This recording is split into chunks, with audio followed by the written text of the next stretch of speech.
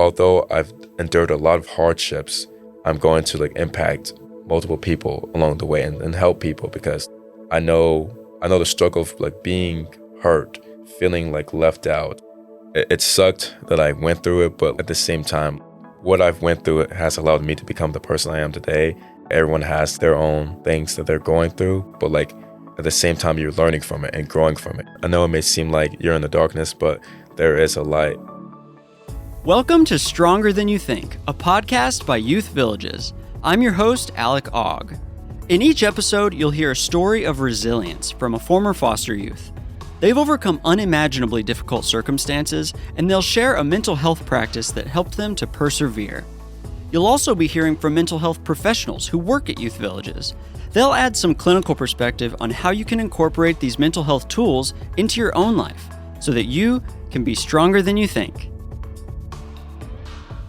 Our guest today is Aries. My name is Aries. I'm originally from Memphis, Tennessee, born there, but I moved to Raleigh, North Carolina when I was 8, so I've been there ever since, and I am 22 years old. We'll be discussing how spiritual faith helped Aries persevere a harrowing childhood of abuse and neglect, and how running and the camaraderie of his teammates maintains his positive mental health. We'll also be hearing from Alleyah Mason. My name is Alleyah Mason. I am a LifeSet Specialist out of the Durham office, which is located in North Carolina, and I am working with Aries, so I am his LifeSet Specialist as well. LifeSet is a Youth Villages program designed to help young people who are aging out of foster care. The program assigns a designated specialist like Alleyah to each participant to give them the support they need in that difficult transition to adulthood. Before we get into Aries' story, I want to give a quick content warning that this episode contains references that may be triggering and difficult to hear. This includes references to child abuse and violence. This trigger warning is to empower you as the listener to make a healthy decision about if, when, and how you should consume this episode. If you need support, please look at the links for resources we've listed in the show notes. Now here is Aries' story. Aries, if your story had a beginning, where would it start? Does anything come to mind? I do have a story that always comes to my mind. It's like a scar that's happened to me, but I don't look at it as a negative anymore. It's just a piece of me, of who I am today. When I was born premature. I was born 3 months premature, so I had to be in the incubator. And then from there, the story I've heard that someone told me was I was in a car accident and they had to put a shunt and tube inside me to drain the fluid from my brain because there was a lot of swelling. I still have the tube and the shunt still inside my head right now. It's in my brain, and it went all the way down to my stomach. But I got surgery maybe a year ago. Yeah, it was in there since I was a newborn till I was 20, 21. Right, so that's the start to life. So then, I was born in Tennessee. So I heard that my biological dad cheated on my biological mom in Tennessee, and then that's when I was forming, I guess you could say that. But then my biological mom went back to my siblings' dad, and so that's when we drove all the way to North Carolina and we lived in an apartment in Raleigh. I always feared my biological mom. Due to that, I had trouble asking her for things or telling her my feelings or just talking to her in general because of the way she treated me. And I feel the reason that she treated me was because the fact that my biological dad cheated on her, and so it led to her abusing and neglecting me. Since I had trouble asking her for things, I would always steal food throughout middle school and elementary school. That was the big thing I was known for. It started because I was hungry. I wasn't getting enough to eat. It would mostly be snacks, but if any meal I could get, I would get. But chips, fruit, I would steal food. And when I came back to the house, I would try to save it and eat during that nighttime. Or any type of chance I got time by myself, I would eat it by myself. Meals that I would eat were peanut butter jelly sandwiches or ramen noodles. That was either once a day or maybe twice a day. And so from there, I didn't really get the proper nutrients, you know what I'm saying? So there have been days where I didn't eat because I would be in punishment or something like that. It seems like I was always on punishment. So when I got caught from the school, they would like tell my mom, and then like the cycle will repeat itself. So then I would get a beat down or whatever. And during that whole like process, my other siblings got beat down and stuff like that, but I feel like it wasn't on the same level as me. And I don't know if it was because when my biological mom saw me, she saw my dad, and she had like feelings because of that. I couldn't really tell you. And so I guess I stole so much that from inside my house too, because I used to steal food because I wasn't getting enough to eat. And then like once I got in trouble at home or beat down, whatever, I would like steal from school. And like no one really knew about it until like 7th grade, where I had like a meeting with my principal and like my counselor and like my biological mom, and like we had like this meeting and we talked about like, why is he like stealing food, like what's wrong?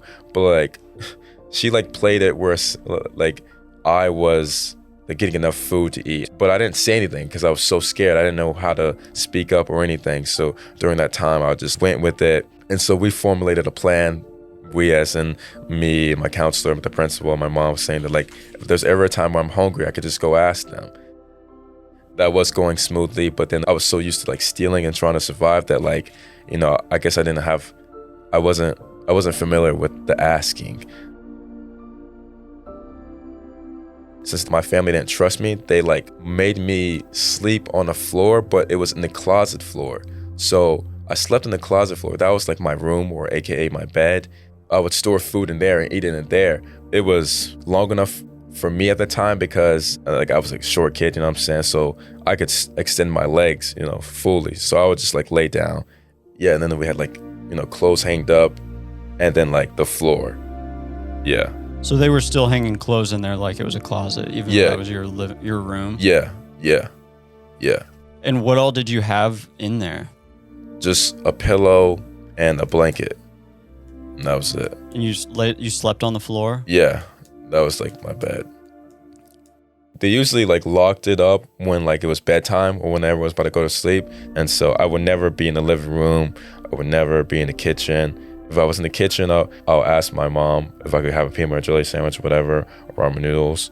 But I would never ask her for anything else because she always like made it seem like I would have to work for some dinner, some like real food or whatever. And if I felt like I didn't work hard enough for it, then I would just default with a peanut butter jelly sandwich. She always got mad at me because she'd be like, why are you so like antisocial? Why won't you talk to us? I'm just like, first of all, I'm scared to death of you. Like, I just went to the basics for like, you know, go in the closet, stay in the closet, just continuing that lifestyle. So what they would do is they were like, I think the closet door got broken, but they would like put a box and like a metal thing on top. And like if I opened the closet door, the metal thing would fall. And like that, they would know that I gotten out the closet. So like, it was kind of like I was in jail, honestly. That's what it kind of seemed like. My older brother did it, but I feel like it was my mom telling them to do it, but I don't even know. But I knew like when the abuse was happening, my brother like he would like beat me up too. So it was like I didn't have any like. You didn't have an ally. Yeah, didn't have an ally. I was like by myself. My older sister had like a weird relationship with my mom, so she ended up like coming back briefly to like stay with us a little bit, and she would like help me out a little bit by like giving me some type of food, like McDonald's or something like that.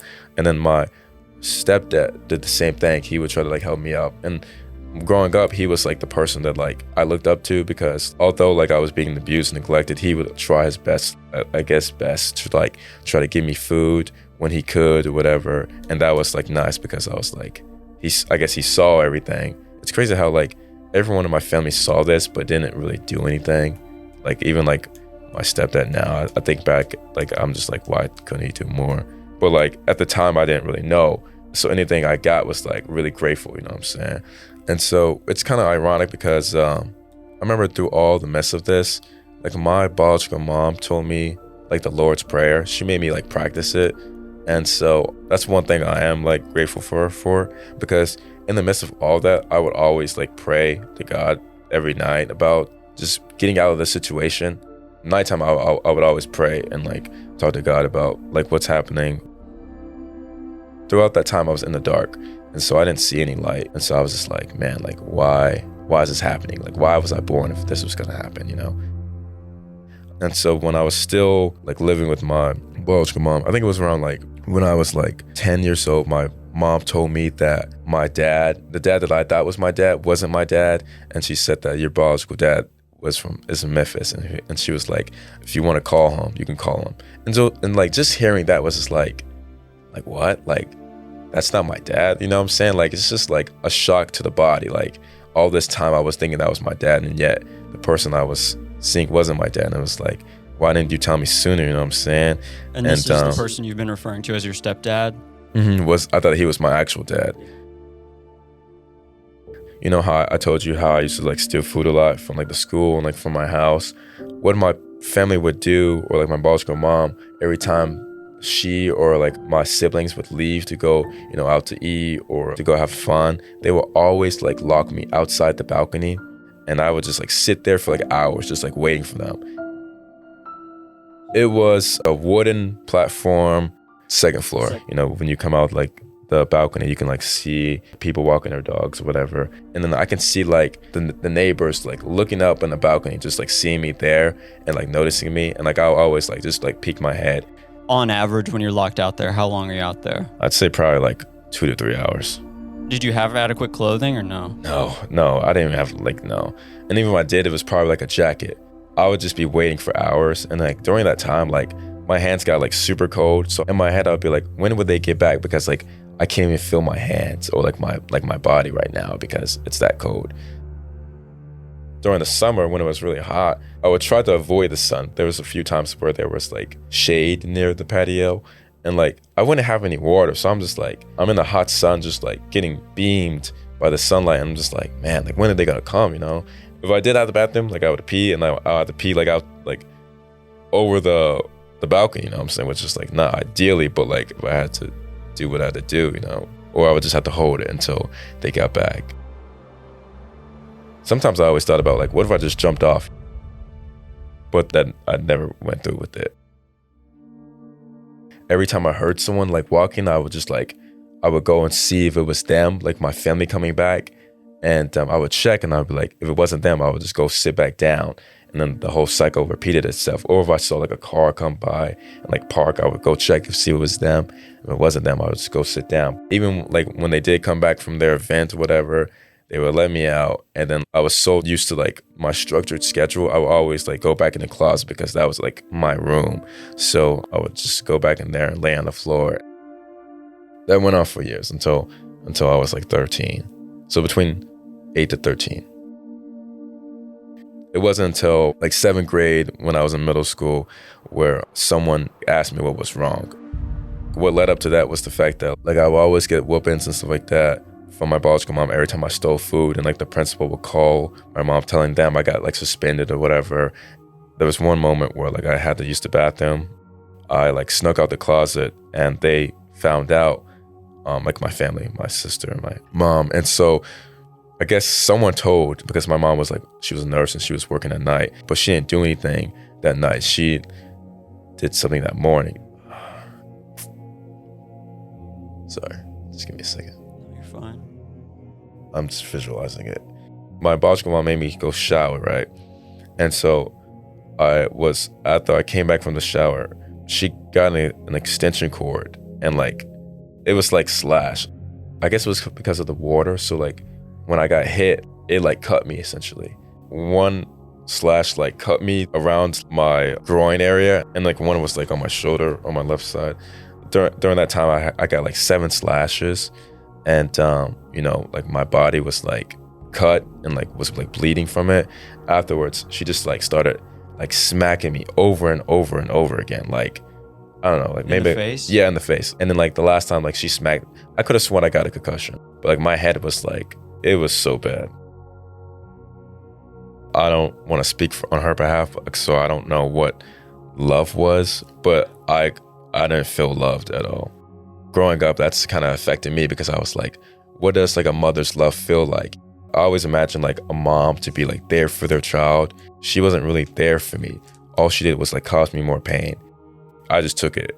From there, I was like really sad. Man, nothing's changing. The cycle just kept going over and over again.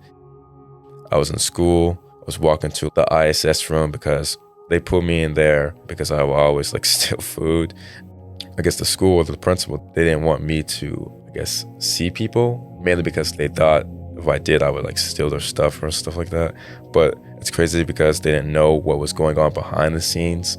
And I'm always like thinking about like, what if they knew, you know what I'm saying? Going back to like the counselor, she saw me coming in and then she saw me crying, and then I told her what happened like that morning. We went in her office. She had like other counselors and I guess like teachers, and like she took pictures of my body because I showed her the bruises or whatever. That's when social services got involved. That's when it escalated where they were gonna come to my house and like do a visit and like see what was happening, because like they saw that like I was getting mistreated. That was like the first person that knew, that finally knew what was like happening. I remember coming home and my mom was like, it was that morning when she I had my beat down, and she didn't know that I told the counselor. She had no idea. It was kind of crazy because I knew something that she didn't know, and she was like, if you don't want to be here, then you can leave. So I left to go think about like what she was saying. That's when Liz, she was like the social services lady, she came out. By that time I was like sitting on the staircase near the apartments. She was like, are you Aries? And I was like, yeah. And then she was like, hey, I'm Liz, I'm from social services. And then we had a conversation and we talked about like what happened. And then she like looked at my like bruises and scars. And then, you know, she was like, I have to talk to your mom. And I was like, please, no, don't do that. I thought it was going to be super worse. And so she ended up coming into the house, and it was like so awkward because she like introduced herself, Liz. And my mom was just like startled because, you know, she was caught, but she wasn't really caught, you know? In my head, I was just like, oh my gosh, like I'm so I thought I was gonna get another beat down and stuff like that. I didn't know what was gonna happen. That night, Aries left and went to live with his stepdad, where he stayed for the next few weeks. That cycle repeated itself until suddenly social services just took me. They came to my school, called me to the front office. They took me and they were like, you're going to Clayton. And I was like, what? I was so confused because like everything started to seem like it was getting better, but it just changed instantly. And so went to Clayton. Actually, it was Knightdale, sorry. It's a city in North Carolina. From there, I was going to be living with like a new family. And so entered the foster care system. And when they took me from my middle school and brought me to this home, like, you don't know what to expect. And it's like, I'm in a stranger's home. I didn't know anyone. I felt like I was behind and like the odd one out. You know, all these people know each other, and yet there's this new kid that comes around. They don't know anything about you, and then I don't know anything about them. So it's like you're trying to make a first impression, but you don't know how to read the situation or gauge that person. The parents were like old, so they were like grandparents. I was gonna go to a new school. It was like, this is a new family, and like I didn't know anything. Like I didn't know the rules. I didn't know like their lifestyle. So when I was in foster home, I could like, that was when I was getting like real food. So I was like, when I first got food, like real food, I was like, wow, like I didn't know what to do. Like, and like with the first family I went through, they were like, if there's anything you want, you can have it. And I was like, it was like a shock because coming from like not eating or barely eating to like I can have anything I want was like a shock. So I wasn't like, you know, taking everything. I was just like, didn't know what to do with it. It was like too much for me to handle it. Eventually it did not work out. I ended up moving houses like in total 7 times until I was like 18. I started running when I was in 8th grade, and when I was with my biological mom, I always wanted to like try out for the track team during my 7th grade year, but I just never knew how to because of the whole situation I was going through. And so it wasn't until I became foster care where I was able to like try out. So I tried out for my team, and I wasn't really that good at it. So like once I got to high school, that's when I knew that like I can become good at something. It was during outdoor track when I ran like sub 5 minutes in a mile, and like my coach was like, you can be really good. And I was like, dang, okay. But with running, it helped alleviate some of the pain, and like it was just like a way where I could just be free, and like, you know, all the feelings I had, I could just run away from. You can like be in the present and takes you away. Like it's like another side, like another atmosphere where you can do something that's like, you know, you don't have to worry about any other stresses that's occurring in your life. In high school, I definitely felt like an outsider. I remember when it was lunchtime, I would be so lonely that like I would eat lunch with the teachers, you know what I'm saying? Because like I can at least have a conversation with them, you know, or just like eating by myself. I thank God for like me being able to like run track and field because I could rely on my teammates. I met a friend, a close friend. His name is Fen, and for me, I loved like having guys where we work together and we can push each other and like work off each other. That's what I love the most about, and like getting through these workouts, you know, because we're grinding and we're like sweating and like we're giving it our all, and like all that just like building and like accumulating and like paying off in the end. And so when we race, it reflects of all the hard work we've done. So that's one thing I love about running, and especially workouts, because all the work I've done is paying off where I'm running these fast times, and like it makes me feel happy because like of all the work I've done, you know. During high school, me and my 4x8 relay, we were runners up in the national level, both indoor and outdoor. That experience was like really nice. I know we were really close to like winning, but runner up for being the national titles, like national for the 4x8. Yeah. And so that was during my senior year in high school. And so did you guys win state? Oh yeah, we crushed states. Like we crushed states. Like it was like not even a question. Like there's this name called like the Triple Crown, where we win cross country, indoor track, and an outdoor track. Like we were like the second team in North Carolina history to do that in the 4A, and so that was pretty cool. Also, when we went to Penn Relays, which is in Philadelphia, it was so crazy. Like that whole atmosphere was really nice. Like I would never forget that. So it's like a 4x8 relays where we run against like Jamaicans and stuff like that. And like we were the #1 American team. And so we got like gold watches, which was pretty cool. Wow. Yeah. So that was like one of the highlights of my like running career.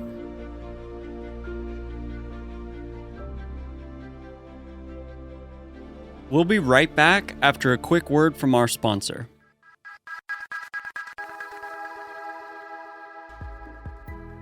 This episode is sponsored by BetterHelp. Without a healthy mind, being truly happy and at peace is hard. The good news is, therapy works. But what is therapy exactly? It's whatever you want it to be. Maybe you're not feeling motivated right now and would like some tools to help. Or maybe you're feeling insecure in relationships or at work, not dealing well with stress. Whatever you need, it's time to stop being ashamed of normal human struggles and start feeling better, because you deserve to be happy. And now you don't have to worry about finding an in-person therapist near you to help. BetterHelp is customized online therapy that offers video, phone, and even live chat sessions with your therapist, so you don't have to see anyone on camera if you don't want to. It's much more affordable than in-person therapy, and you can start communicating with your therapist in under 48 hours. Join the millions of people who are seeing what online therapy is really about. It's always a good time to invest in yourself, because you are your greatest asset. And special offer to Stronger Than You Think listeners. You can get 10% off your first month of professional therapy at betterhelp.com/STYT. The initials of this show. That's betterhelp.com/STYT. Thanks again to BetterHelp for sponsoring this podcast.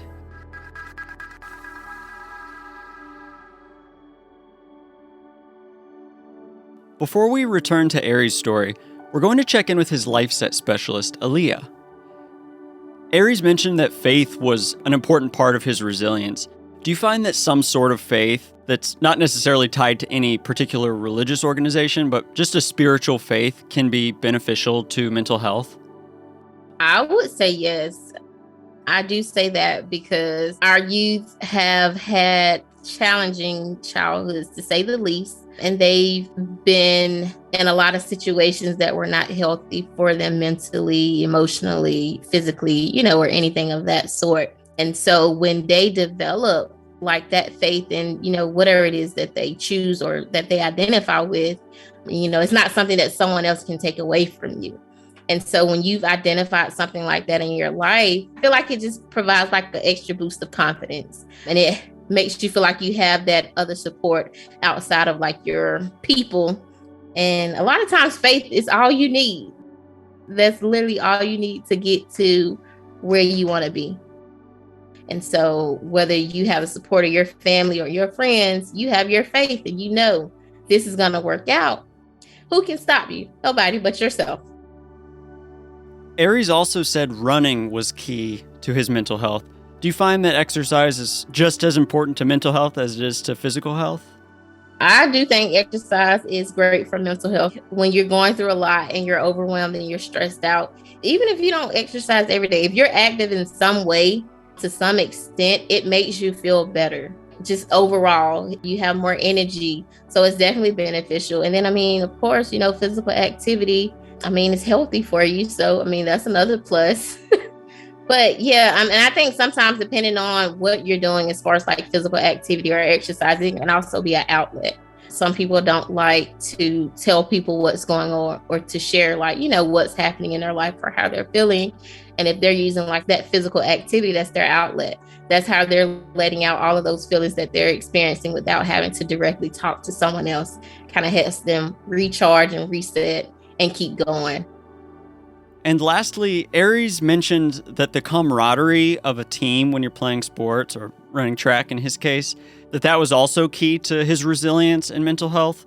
What do you think it is about participating in sports that could be beneficial for our mental health? I think it is definitely a sense of community. It's another support. It kind of becomes like your other family in a sense. You guys are all together, you're working on a common goal. You're there to support each other with whatever you need because you are working towards a common goal, whatever that goal may be.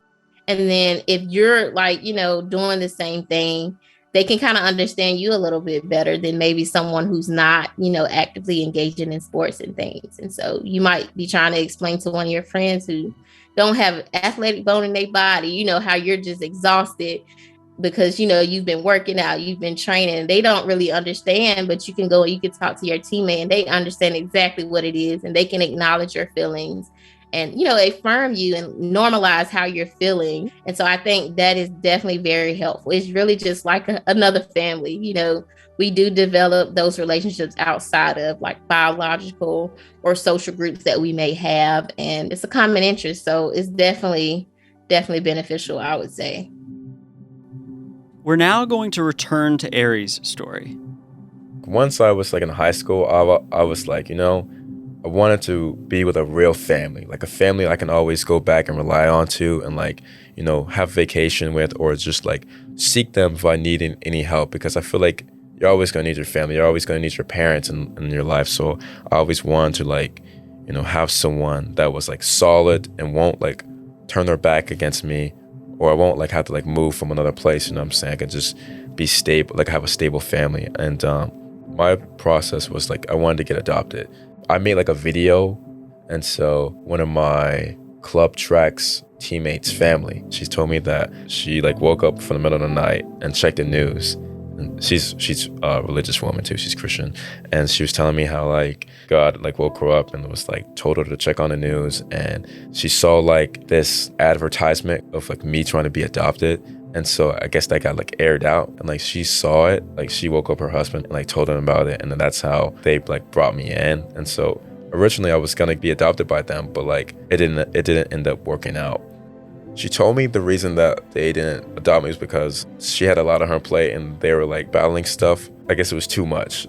But in my mind, I'm like, why would you say yes to someone when like, don't you have some type of idea like how much weight this would like take, you know what I'm saying? Yeah. It's just like, it was just very unfortunate. And so by that time I was already in Green Hope.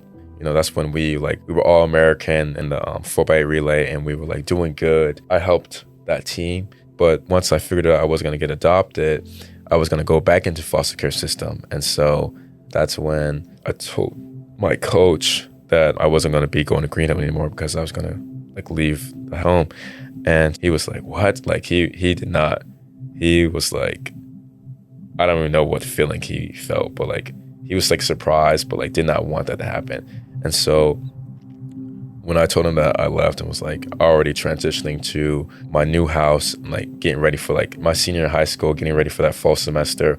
And that's when my coach took it upon himself to talk to one of my teammates, which is Finn, who's my best friend. And he said, he told him, he was like, hey, Aries is going to be leaving. And I don't know if you wanted to like, if Finn could like talk to his parents to see if they can like allow me to stay with them or whatever. And so Finn did that and told his parents about the whole situation. At that time, I didn't really know what was going on. I just knew I was like going back into the foster care system, and I was pretty upset because like I wanted to be adopted, and like now from not being adopted to going back to the system, I was like, here we go again. You know what I'm saying?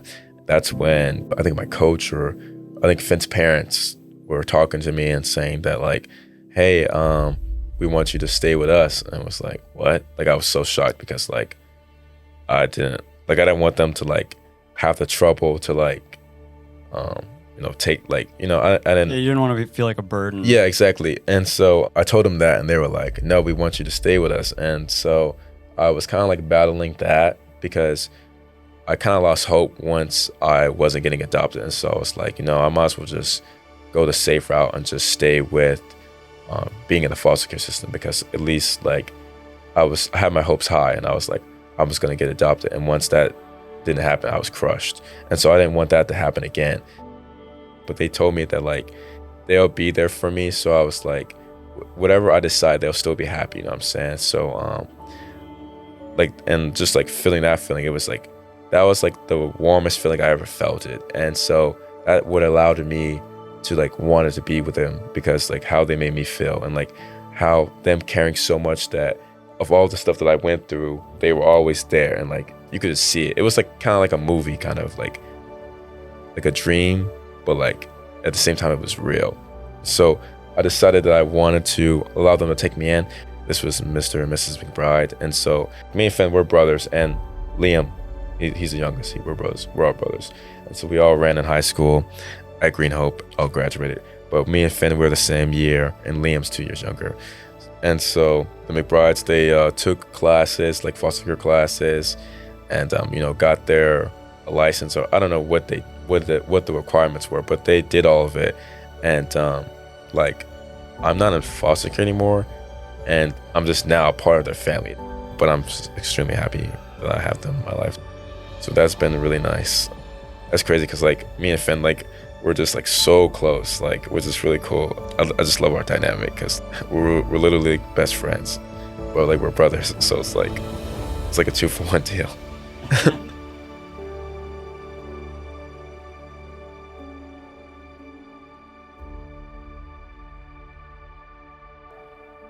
To close us out here, what advice would you give someone who might be back where you used to be, who's really struggling? Yeah, I'd say, just keep pushing through like all the hardships. I know it may seem like you're in the darkness, but there is a light at the end of the tunnel, because like, look at me, for example, of how like I overcame some stuff, and like just continue to be positive. And like, although there's some like negative stuff that's happening, you got to be optimistic. I don't know if you are religious or not, or what your faith may be, but like, pray to God about anything that's going on in your life. I've seen throughout my life how I've gotten out of the situation just by praying when I was a kid, and how like, look at me now. And like, I don't know what I have in the future, but I'm just like, man, I just can't wait to see. Although I've endured a lot of hardships, I'm going to like impact multiple people along the way and help people, because I know the struggle of like being hurt, feeling like left out. It sucked that I went through it, but at the same time, what I've went through, it has allowed me to become the person I am today. When I looked at the Bible, it shows how God allows people to go through like hardships to help shape them. Everyone has their own things that they're going through, but like at the same time, you're learning from it and growing from it. As of today, like I feel like I love like talking to people, trying to like learn and grow each and every day, and be the best person that I can be to help as many people as I want to. Because as far as right now, I have like a lot of goals that I want to do. Make it to Olympics, be a professional runner. But like at the same time, I want to like help people, which is like the foster care kids, because I can be able to empathize with them. I visualized like being a millionaire so I can like give back to those people who are struggling and who have experienced pain, because like we've all we got in this world. So I want to make sure that like everyone's being taken care of.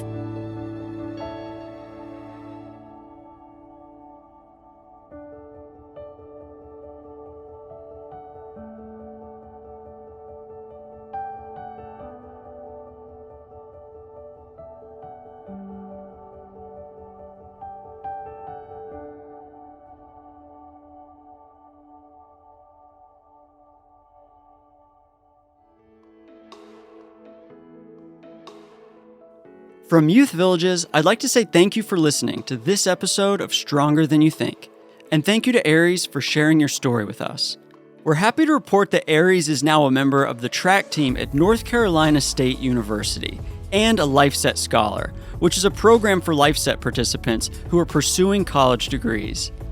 If you'd like to get involved with Youth Villages, go to youthvillages.org, where you can find out more information about our programs and how you can help.